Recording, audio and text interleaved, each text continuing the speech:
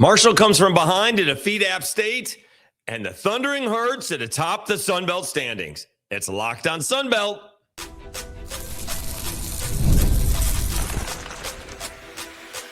You are Locked on Sun Belt, your daily podcast on the Sun Belt Conference, part of the Locked on Podcast Network, your team every day. Hello, everybody. I'm Dave Schultz, your Locked on Sun Belt host. Your teams every day. Today's episode brought to you by 5 Hour Energy. Have your cake and drink it too. Birthday cake flavor is back. No fork needed. Vanilla-y, cakey flavor, caffeinated kick, and no sugar. It's party time. Order now at 5hourenergy.com or Amazon. I'm probably going to need my 5 Hour Energy because we had to wait until overtime to start this podcast. All right. We will get to the Bobcats surviving South Alabama. Jayden Cooper hitting a ridiculous three, sending it to overtime. But South Alabama falls. Texas State wins their 7th in a row. And we'll get to the tough road that is, heading into the second weekend. That Coastal Carolina has had some bad news. All right. But meanwhile, the Marshall Thundering Herd sit atop the Sun Belt standings with a 94-93 win at App State. Marshall improves to 10-5. App State drops to 10-6. South Alabama falls to 9-6 with a loss to Texas State. Although Texas State has now improved, I believe they are 10-6. Okay, we'll get to all of that.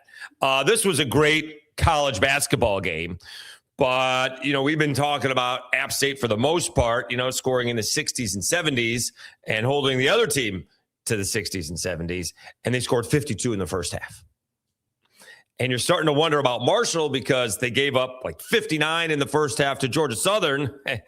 And basically that's what Georgia Southern had scored for not the whole season, but recently. All right. Including, I think, last night, they scored 64. Right. In a loss to Georgia State. So just too much offense for App. Just too much offense. They picked it up in the second half. Now, App scored some buckets towards the end of the game, but I think they had 85 points. Let's see when they had 85 points because they scored some at the end, but 85 points would be just 33 for that part of the second half. So let's see when they got to 85 points. It's 86-85 with 3 minutes left to go. So they had scored, right? They had scored 52 in 20 minutes, and then they scored 33 in 17 minutes. No, they did score a few points at the end, so they got it up to 93. So they scored 41 in the second half, but the defense was a huge difference for Marshall. Also, Marshall was on fire. In the second half, they shot 69%. Nice. They were 20 of 29, 5 of 10 from the three-point land, even 8 for 10 from the free throw line. The thing is, they started out even hotter. They started out 12 out of 16. They were shooting 80% and still losing in the game. How can you shoot 80% from the floor and still be trailing? Well, they trailed at halftime by 11. And it was the freshmen shall lead them. The broadcasters for App State, they do a fantastic job. I know they're supposed to be as even as you can, and they really do. Pat Greenwood does a great job. The App State guys do a great job. A lot of these broadcasters do a good job. But when Landon Joseph started hitting these fadeaway baseline jumpers, and the play-by-play guy says, "You've got to be kidding me." And that's what the color guy wanted to say. He goes, "That's ridiculous." He didn't do it once. He did it twice or maybe 3 times. Landon finished with 24 points, 9 out of 13 shooting, 3 of 5 from 3, 3 of 4 from the free throw line. And it's one thing when you're hot and you're scoring, it's another thing when everybody knows what you're doing. I mean, he repeated the same play, headed at the top of the key, dribbled to the right, got cut off at the baseline, turns not towards the baseline, but the other way, and hits, back-to-back jump shots to seal the victory for Marshall. He was outstanding. All right, so who else played well for Marshall? It's amazing at how it is. It's almost like the NFL these days. How these games are so, one game doesn't have anything to do with another, right? Georgia Southern put up over 100 points against Marshall. They just scored 64 against Georgia State and lost, right? It's nuts how that happens. App State lost at home to JMU, and now they're about to beat Marshall, which they didn't. So now App State all of a sudden, App State, they lost to JMU. Yeah. So I get that right. See, my mind is, now I am confused. I say something and it confuses me. Right? Didn't JMU win that ball game? Well, JMU beat Coastal Carolina. JMU beat App State. That was at JMU. I'm sorry. That was at JMU. That was Saturday. Okay. So JMU beat Coastal Carolina in Coastal. All right. And so it's matchups. We'll get to the South Alabama game. Too much size for South Alabama. Texas State. And maybe they've figured out South Alabama is what's happened here towards the second half of the season. But Marshall had, Wyatt Fricks didn't have a good ball game. 10 points, 3 of 7 shooting, 3 rebounds. And they have 27 against South Alabama, right? Oshudini had 8 points. Jalen Spear had a Jalen Spear type of night. I mean, he has no conscience whatsoever. When in his range, when he crosses midcourt. 24 points, 8 out of 18 from the floor, 4-10 from 3. And Marshall just kept on coming. And here's the thing I like about App State. They could have fallen apart. All right, a lot of times you see these teams come from behind and then blow right by you. It's a 94-93 ball game. All right. They missed a free throw at the end. That's the difference of the game. They had a chance to tie the game, and Jalen Todd hit 1 of 2 free throws. But Marshall kept on going up by 3 points, and App State kept on coming back. They just kept on coming back. They just could have folded, and they didn't. And folded's a wrong way of putting it. They could have panicked, would be a better way of putting it, and they didn't. They had a shot to tie it up, and they didn't. So that's a big win for Marshall. They are on top of the standings. Let me see if I got all this right. Troy is 10-5. Marshall is 10-5. Troy actually beat Marshall, so we'll take some heat for that. But so Troy is actually on top. That's all right. App State is 10-6. Texas State is 10-6. South Alabama falls to 9-7. I really didn't think South Alabama was going to lose a game. Now they may lose again to Troy. Arkansas State, they got a win against the Cajuns. They're 8-7. 1, 2, 3, 4, 5. They're in the top 6. All right. They're in the top 6. All right. So Marshall Thundering Herd tied for first in the Sun Belt. Let's go over to what happened in South Alabama tonight as Texas State stays hot. The Bobcats take down the Jags. We'll talk about that when we come back right after I tell you about 5-Hour Energy and FanDuel.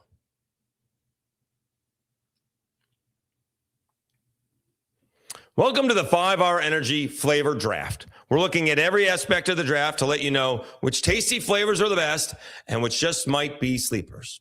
The board is set, the flavors are ready, and only one thing is going to take the top spot. 5-Hour Energy Shot gives you a boost with 0 sugar.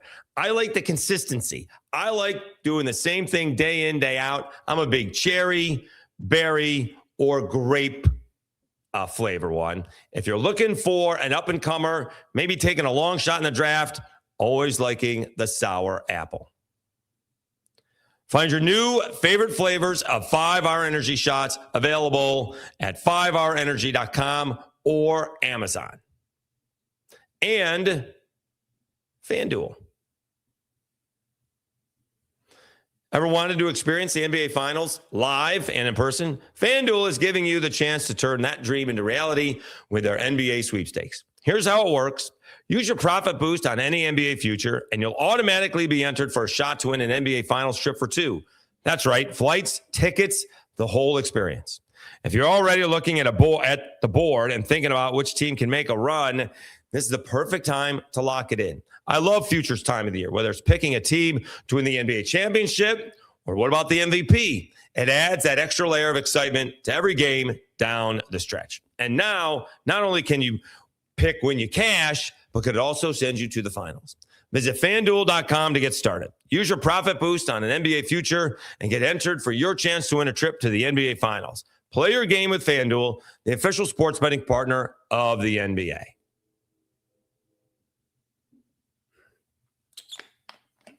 All right, Dave Schultz, Locked On Sunbelt, your teams every day. Texas State comes into South Alabama. I guess I said South Alabama. I couldn't look ahead because Texas State's been playing really good basketball, 6 games in a row. They got Troy coming up.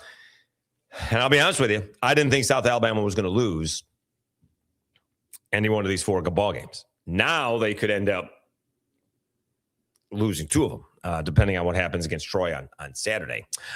This was another, I'd say back and forth, but I guess it was back and forth in the second half. South Alabama went on one of their trademark runs, and just like App State didn't panic, neither did Texas State. South Alabama could have absolutely taken control of this ball game. They went on a 10-0 run? Let's see here. They were down 40-33. Inbounds pass was bad to begin the second half. They score a bucket, pull within 5 immediately. But they went up 50-44. Yeah, is that a 15 to nothing run? Oh my goodness. That's crazy. And they could have pulled away, but no. Frank Emu just started hitting threes, hit back-to-back threes, pulling Texas State back to tie it up. South Alabama, Adam Olson hit some threes. They went back up 55-52, even led 56-52. And then it was the other way. Robert Fields got a dunk. Frank Emu made another three-pointer. DJ Hall hit a jumper, and it's 61-58. And in fact, with 6.5 minutes to go, it's 64-58. Somehow, South Alabama comes back. They tie it up at 65, but fall behind again. And of course, somehow they miraculously get back in to the ballgame. Adam Olson hits a three-pointer to make it 74-72. Jayden Cooper hits a ridiculous three-pointer, making it 75 all. They actually had a shot at the end of regulation, but Adam Olson's half-court heave was a little bit short. Really didn't have his legs underneath him when he took the shot. But I don't understand why, and we'll get into the coaching here because it was fantastic coaching by both coaches. I didn't understand why Terrence Johnson, you have Chase Harris with the ball. He's going to dribble the ball. He's looking for Adam Olson or Jayden Cooper. Foul him. He's just standing there waiting for the guys to make a move. Send him to the free throw line. If he hits 2, you're still up 1.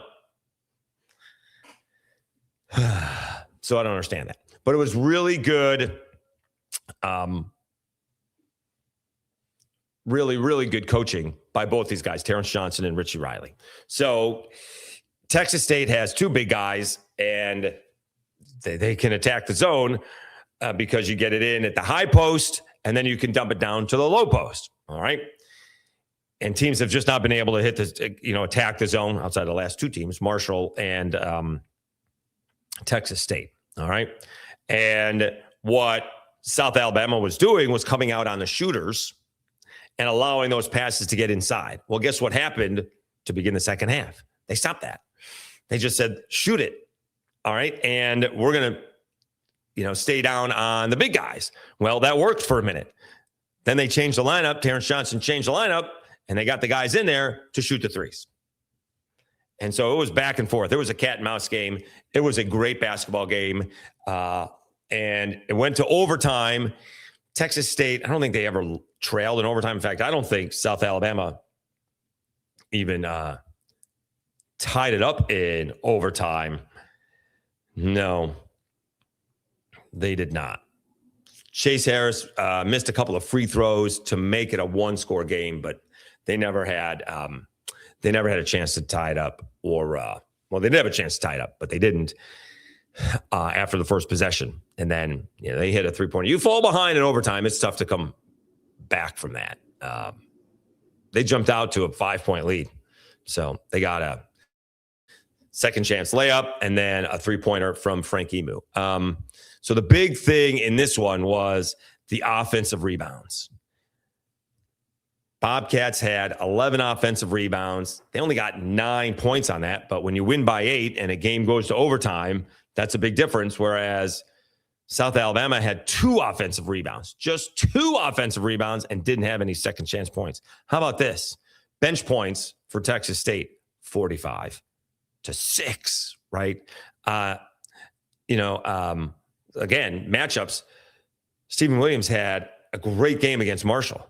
He had 4 points and 1 rebound. He had like 19 and 10 or 19 and 11 against Marshall and did nothing in this ballgame. All right.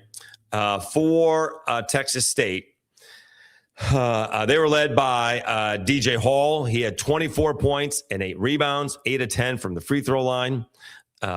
Frank Emu, 17 points, all from threes, 5 of 8 from 3. They did hit a couple of free throws. Robert Fields had 15 points, 7 of 10 from the free throw line. And Drone chipped in with 11 with a couple of three-pointers. For South Alabama, Chase Harris, I guess he's going to be the player of the year. Very well could be. 28 points on 11 of 15 shooting. Did miss some free throws, although he was, I think, started out 5 for 5. Was 6 out of 10. Adam Olson, not a great night shooting. 6 out of 17. Hit 5 3-pointers, but even missed a free throw in there. He finished with 22 points. And Jayden Cooper, 8 out of 12 from the floor, 3 of 5 from 3, but he missed a free throw, and it's 19 points. When you're playing overtime ball and you're missing free throws, that's really going to be the difference in the game. So Texas State climbs towards the top, and South Alabama falls a little bit. Also, last night, you did have Arkansas State go into Lafayette and take down the Cajuns, 79-62. Chandler Jackson had a ridiculous ball game, 31 points on 13 of 16 shooting. He shot it better from the floor than he did from the free throw line, 4 of 8. They need to defend him at the free throw line, or else he'd make more of them, actually. In the first half, he was 9 out of 10 for 21 points. So Cajuns had a little bit of a lead. They only trailed 36-33 in the first half, or at halftime, I should say. But really all Arkansas State in the second half, outscoring the Cajuns 43-29. Jalen Hampton chipped in with 12 points. They're the only 2 with double figures. For the Cajuns, you had Olvera with 18 points, Finister with 18 points, and Laverne had 13 points. And Arkansas State's going to be another one of those teams. We'll see how far they get seed-wise, but they could knock off one of those top 4 teams. I do believe that. And the other ball game on Thursday night was Georgia State snapping their 5-game losing streak. They defeat Georgia Southern 66-64.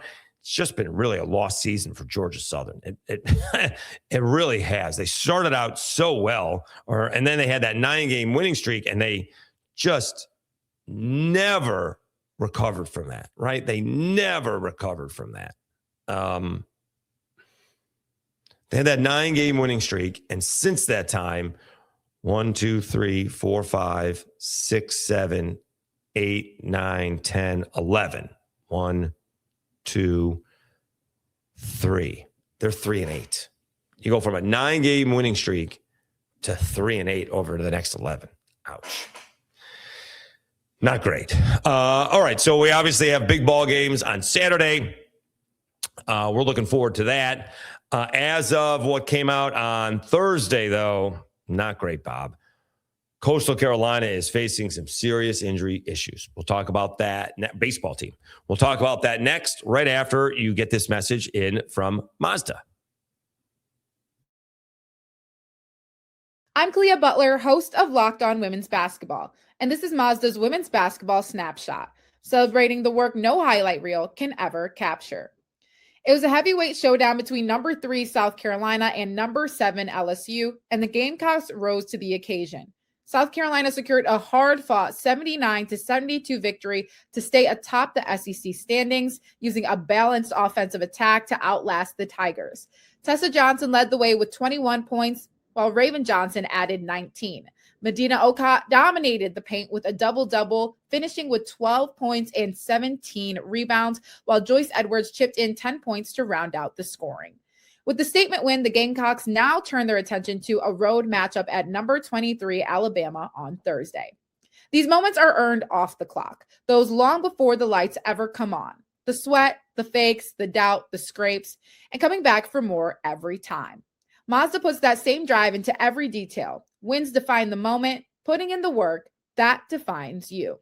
There's more to a Mazda because there's more to you.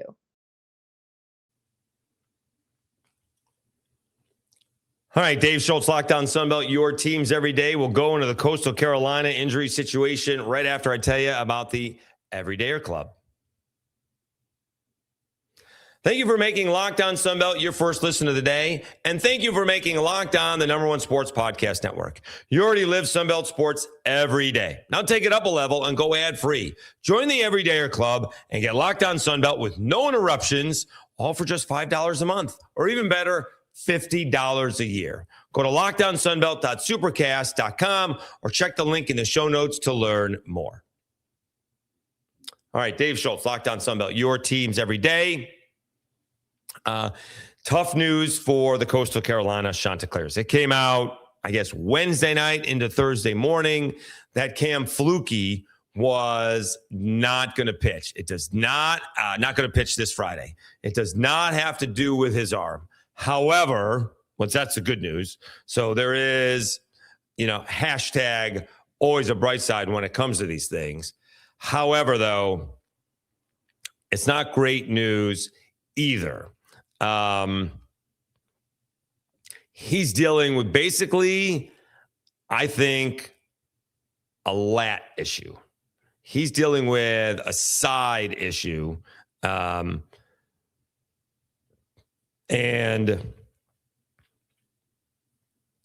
you never know how those things heal is the issue. All right. That could take a minute, right? Is he going to be out for the next 3 weeks? Because Kevin Schnall is never going to risk Cam Fluke's future. Okay.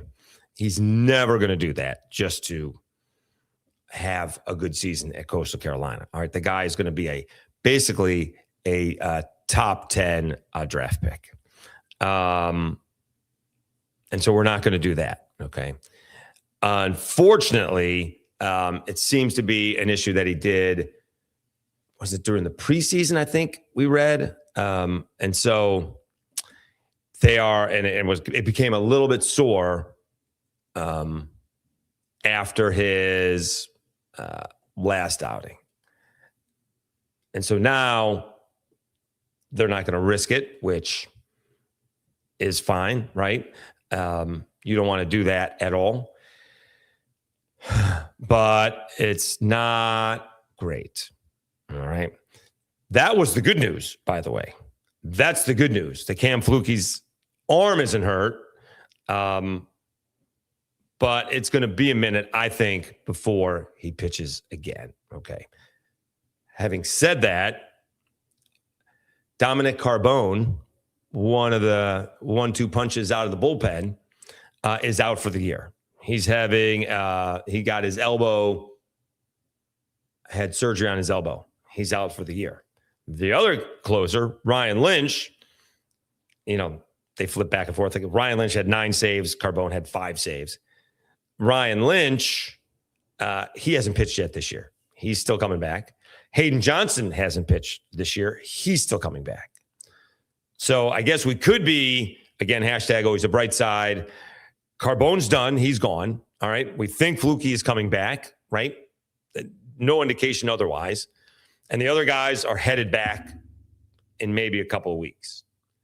But not off to a great start for the Coastal Carolina Chanticleers. All right. You could look at it like, well, let's get all the injuries out of the way now and see where we are in a month by the time Sunbelt season starts, conference play starts. But really a tough blow for Coastal Carolina this early in the season, right? I mean, they are a consensus top 10 team.